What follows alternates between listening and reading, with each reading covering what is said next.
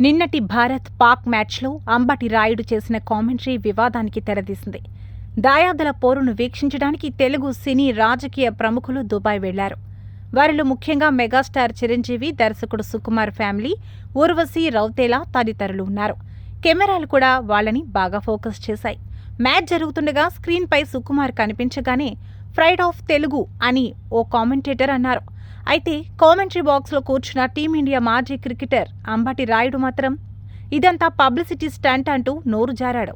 రాయుడు మాట్లాడుతూ, India Pakistan match అయితే టీవీలో ఎక్కువ కనిపిస్తారు, పబ్లిసిటీ స్టంట్ అని అన్నాడు. దీంతో ఆయా ప్రముఖుల అభిమానులు రాయుడిని ఏకిపారేస్తున్నారు. ఇప్పుడు సుకుమార్ దేశం గర్వించదగిన దర్శకుల్లో ఒకరు. ఆయన కోరుకుంటే ప్రతిరోజు టీవీలో కనిపించే అవకాశం ఉంది.